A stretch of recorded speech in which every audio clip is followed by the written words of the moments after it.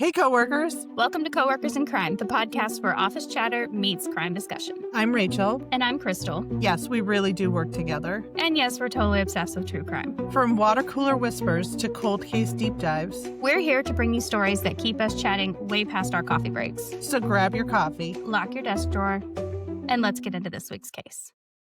Well, Rachel, before we jump into the stories, I want to set expectation because the context around missing person and search and rescue gets blended together when it comes to statistics, but they're not the same thing. So the Parks Ranger program averages about 83 search and rescue missions a year, and that's a lot. But most of the missions are not long-term missing persons. There are a lot of injuries or stranded hikers, lost and found groups, and people who took a wrong turn or got caught in weird weather. Basically, that's what those are. So search and rescue, I want you to think of categorized with those things, not long-term. So the 83 search and rescues a year, they're mostly just those types of missions. So basically, the park is constantly responding, but that doesn't mean people are vanishing on a regular basis. Exactly. So in 2023, here's what I found. The park noted that they'd done 50 search and rescue, they call that SAR missions, as of mid-August. And 12 in the month of August alone. So that just tells you how intense the peak season gets. That's crazy. But it also explains why early details get kind of distorted almost, Mm-hmm. And especially since I think the average person, well, maybe the average person doesn't know the difference between search and rescue in a missing person case, but I feel like they all start as search and rescue and then move into a missing person case when they've been gone too long. Right. Or when, like most people relate the Tetons to Gabby and she was a missing person. And then it was like, did she get lost there as a search rescue? It's real messy because unless someone knew you were there, they don't know what to call it at first. So zooming out to local rescue team side, you have Teton County Search and Rescue, and they've reported over 100 calls per service year, and that's in the recent years. One rescue report cited 112 calls for December 22 to November 23, and that's referencing like 136 and 22 and 136 and 22 and 126 and 21. And so the calls for service can be anything: injuries or lost people, stuck hikers, those kinds of things. Yeah.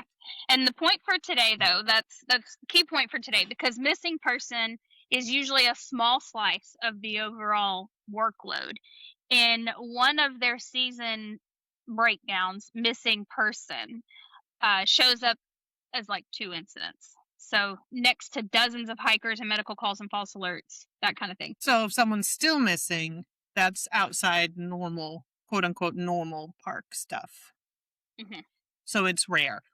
Exactly. But so we have some cases to discuss. So it's not very rare. Yeah. So the ones we're covering today, they don't resolve quickly. And that's why they stick with families for years. So we're going to do 3 cases with a foul play red flag lens, meaning we're not claiming foul play as fact, but we're looking at pieces that don't neatly fit into simply lost hiker either. So we'll talk about Vanessa, known as Nessie, Orrin.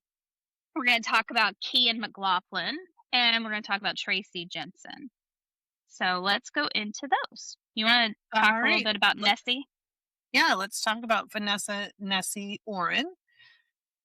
So Vanessa was last seen in early March 2016 in Sublette County, Wyoming. Sublette is a part of the wider Greater Yellowstone region. People move through it to get to the Jackson Tetons orbit. And it's also its own world of rural distances and big quiet stretches. What puts this case in our foul play flags category is the way it's been treated over time. The sheriff's office has publicly described it as an active investigation long after her disappearance. And that's a pretty loaded phrase. I mean, agencies don't always say that unless they mean it. Active investigation. They don't really like to put that out there. Yeah, exactly. It doesn't mean they've solved it, but it also suggests they're not viewing it as a person who wandered off and was lost in the elements. A lot of long running missing cases, there are questions that keep coming up around this timeline leading up to her disappearance, the delay before missing report, and what was happening in her life at the time. And the delay matters a lot. I mean, time is witnesses, time is footage, time is pings, time is evidence. Time's important.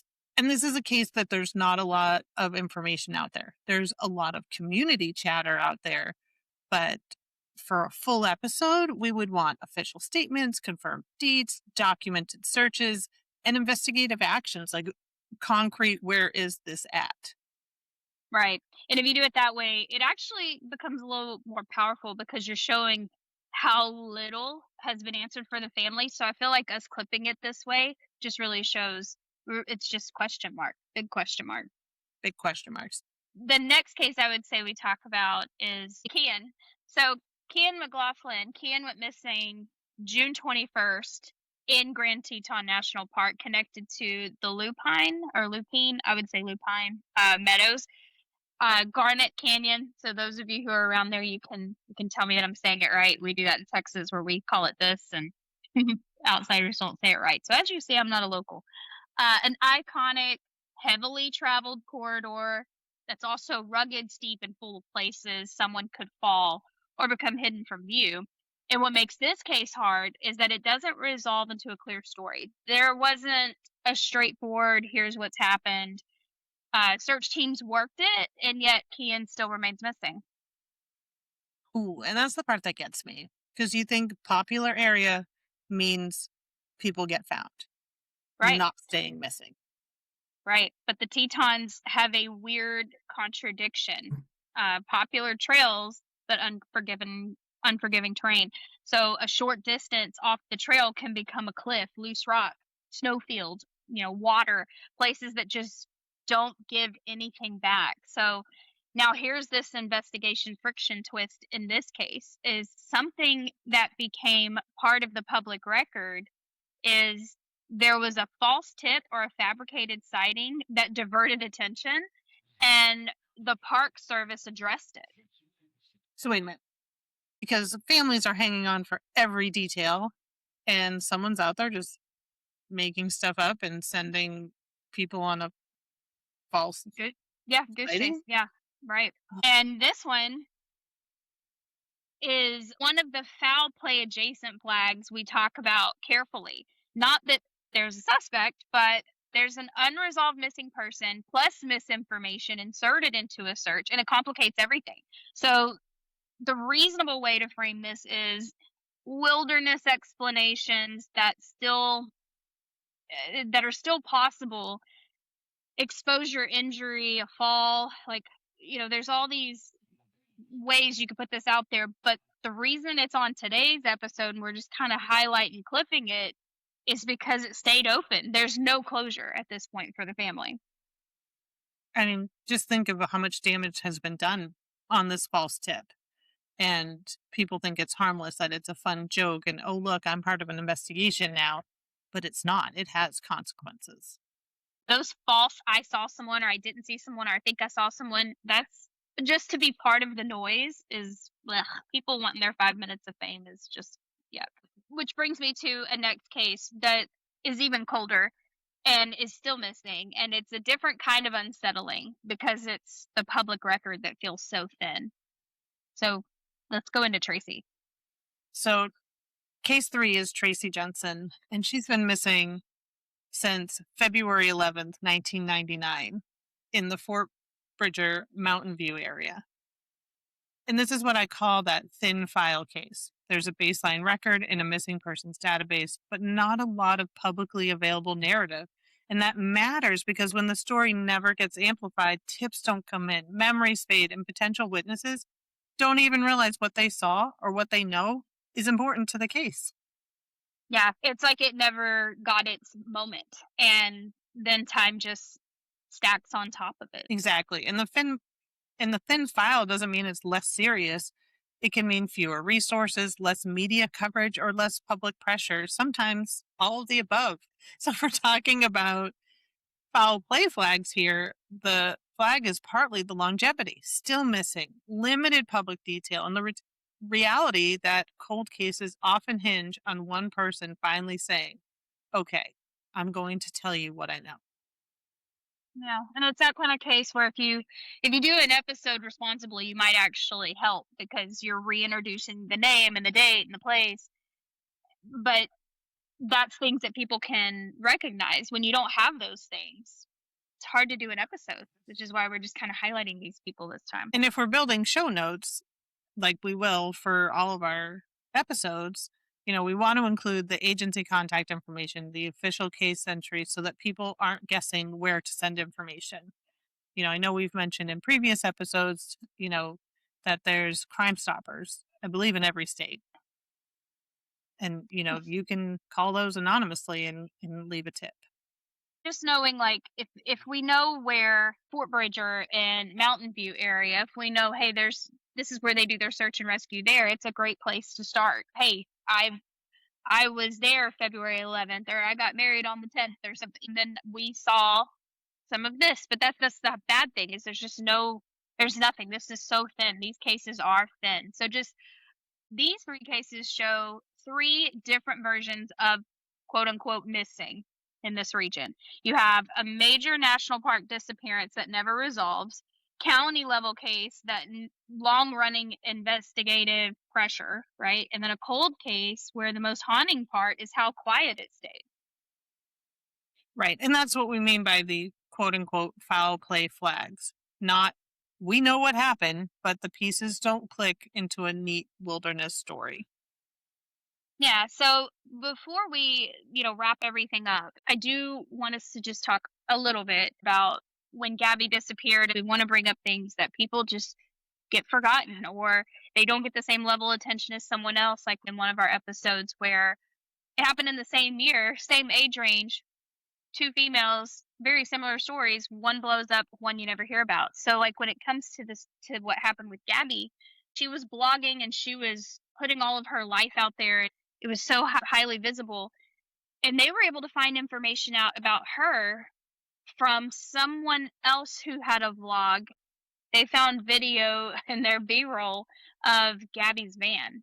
And it just so happened that's where they found her. So it makes me wonder, maybe it's just my optimistic side, but when it comes to this, I do I want to believe that somehow something comes up and someone says, hey, I was around there at that time. I'm going to look through my pictures and see if anything pops up. I know I was in this area that year around that time.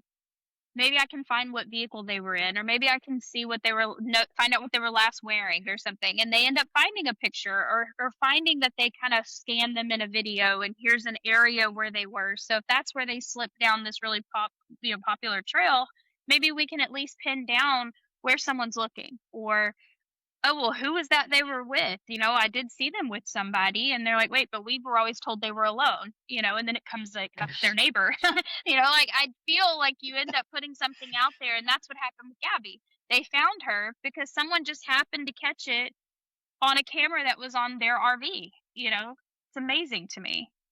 Right. And sometimes you just don't know what you know. Like there's somebody in the background of a photo or a video or what have you, but that's why these cases are so important to talk about, all of them, not just the ones that get the national coverage. And I know that there's so many probably missing person cases that too numerous for us to do all of them, but I think we should keep doing these little shows where we do, three small little pieces that are smaller just to get the names back out there and, get people thinking, like you said, was I, maybe someone's out there and they were like, oh, I was in that area February 1999 and it's 27 years later. But Yeah. hey, I have some pictures, Yeah. and they're looking through their photos and who knows what's in the background. They found someone looking for Gabby. They found remains, and it turned out it wasn't Gabby, but it was somebody else that they had been looking for. And I think that just shows you that if we keep talking, if we keep, go look in this area, this is where we think she might be, and they found somebody else there. That's really crazy. So I think that's what's so intriguing about how many people disappear from the Tetons. It's such a beautiful area. I've never been. I would love to go. I think it's so pretty. But I didn't realize how many people actually go missing or search and rescue or any kind of anything that happens there. It's such a it would be very hard. It's nothing against the local governments there or search and rescue there. They're inundated. This is basically what they do constantly. So I can understand why they don't get spoken about a lot if the pressure can't be on them. This is where the pressure's on the public, and you got to keep it out there and get it in the media and bring it to people's attention. I can't really imagine people not wanting to talk about it. It's just so overwhelming, I think.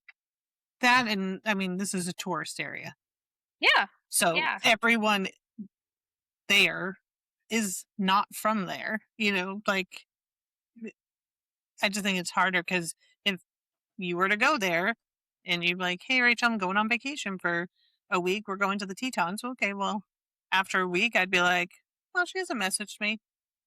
But, maybe she's just getting back and she's busy and blah, blah, blah. Like, when do you start worrying? Mhm.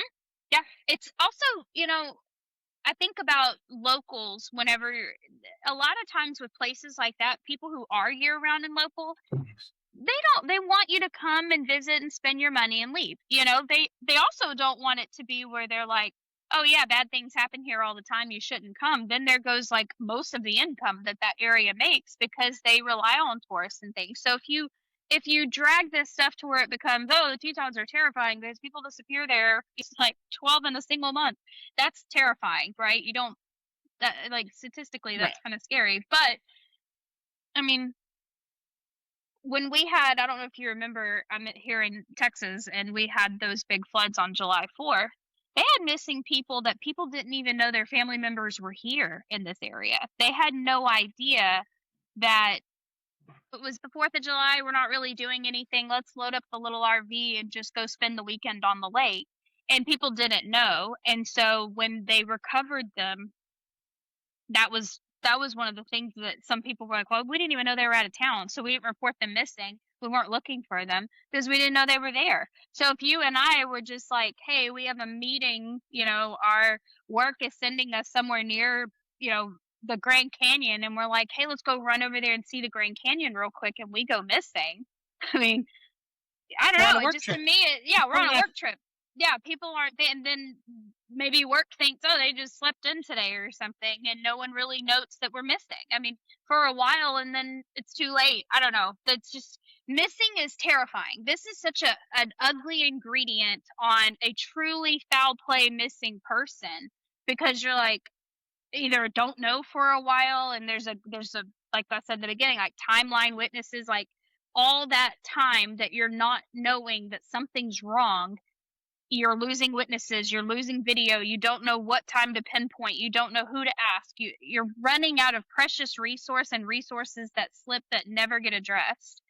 And yeah, it's just ugh, it's very scary. But I feel like Gabby brought so much attention to that area, and I was obsessed. I don't know how you were with Gabby. I don't think you and I were close when that happened, but I think that's one of the first missing persons cases because my husband and I wanted to in 2020 it was a scary time and we love to travel, so we rented a van and we took everything out of it and we put beds in it, like a bed in the back. Like it was like shelving units that each shelf holds like 500 pounds or something. So we put two shelves back there. We put a full size bed in the back of this van, and we put all our camping equipment underneath it, and we just started driving. We just were like, let's go west, and we went through New Mexico, went to Colorado, we went whitewater rafting, and we would ask locals like, hey, where within a 5-hour radius would you say we should drive to? Like, where can we not miss here in New Mexico? Where should we not miss here in Colorado?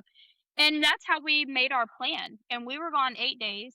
We just kind of went around, and then we were like, we should have lived the van life. That's so cool. So we got the bug and we wanted to do that. And then this poor young girl goes missing. And I remember being so I don't know, my daughter was not far from that age, and I could see my daughter doing that, and it just really ripped at me. And I remember posting every day, I hope they find Gabby. I hope they find, like, I kept sharing her story, and that's not something that I do typically. I'm not over there in the Tetons. She was originally from Florida, or that's where she was living, and her family was in New York. So who am I hitting? Like, what is my share really doing? But at the same time, I'm like, it just ripped at me. It tugged at me. And I remember one of our coworkers reaching out to me and being like, "Is this a friend of yours?" And I was like, "No, I'm just wildly devastated for this girl." And Yeah. so I don't know how it impacted you. I mean, I think it grabbed the attention because it was what was on the news. Hmm. It was the news article that was out there. So I think that was what grabbed my attention, and it was. I mean, whenever there's missing cases, I always get. Then they find. I always think the good. They're gonna find the person. I never think that they're not gonna find the person. And then when they found her, and I was devastated for the family. Like Yeah. I don't know her, but it was just devastating. And I think because partly because I have kids, Yeah. and it's like if that was my child, like Yeah. that, I would be gutted. So yeah, but I think it did raise awareness of like we all think national parks are you're super safe. The only thing you have to worry about is the wild animals. But y- there's a lot. I mean, everything has risks. I mean, I think there's a whole TV show series about people who go missing on a cruise ship. Didn't really Uh, think that was a big issue until I started watching that, and I was like, I'm going to stop watching this because I like to go on cruises. So I had to stop watching it. So I'd probably never get on a boat again. yeah, I don't remember which one, and not to add more fuel to the scary national park fire, but oh, that's not good. National park fire. Let's Yeah, not yeah. say that. National More fuel to the national park fear of national parks. Let's say it that way.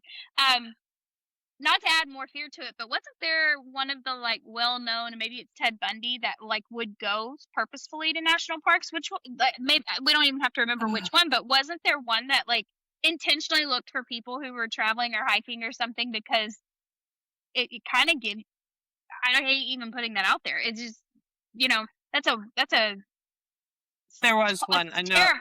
Yeah, there was one that, like, hid out I there or think he something. was. It would. Yeah, he lived on. I want to say it was on the Appalachian Trail. Yeah, yeah. And and several people um went missing, and you know believed murdered by that man. And By that man. Mhm. I don't think it was Ted, I don't. obviously, but it was someone who was a little more well known like that. Yeah, Um, but I'm glad that we got to talk about these today. I think that even though we don't have a whole lot, and we're kind of just trying to drum up the names here a little bit, but we have Vanessa, Orrin, Kian McLaughlin, Tracy Jensen, think about maybe one of the, like, rules of thumb now that I'm getting from all the research that we do on these cases that just don't have a lot of information is when I go on vacation, when I come back, one of the things I'm going to do is go back and just see if anything of note happened in the area I was in. Like, was I at a bar one night or out to dinner one night at a place that, so I think there was one of Gabby where they had gone into a certain coffee shop or something. And hmm, that was also a way that they found some things out, was there was some pictures of them in the background of some, I don't know, things of restaurants they went to. Certain waitresses remembered them, but that's because that one was so public. So again, bringing these to the front, you've got these three people that I picked, the ones I picked because it was so thin, like they're like the thin case, like you keep saying, like that it was so thin that it's like there's something we've got to be able to bring to the top, just maybe give them a little more spotlight. And I ache for their families. I never want to think that one day my child could be just a name that doesn't get brought up right. again, except for within my family, but they're missing and we never find any. What a horrible empty hole of no closure. I just can't imagine, and I just feel for those families. It's awful. Yeah. So if you want more episodes like this, let us know. Is there a lesser known case in your area? Send us an email, give us the name, give us some dates, and we'll dig into it. Whether it's here in the US or, you know, somewhere out in the world, we're going to dig into all of them, not just the local ones. So, but for now, let's roll that outro. Yeah. Bye, coworkers. Bye, coworkers. that wraps up this week's episode. Thanks for listening, whether you're at your office, at your home, or somewhere in between. We're glad you're here. Don't forget to subscribe so you never miss an episode. Like what you heard, leave us a review and share it with your coworkers. Got a case you want us to cover or office drama that feels criminal? Send it to us at coworkers.crimepodcast@gmail.com or check the episode notes for all of our social handles. Until next time, coworkers. Stay curious, stay safe, and stay caffeinated.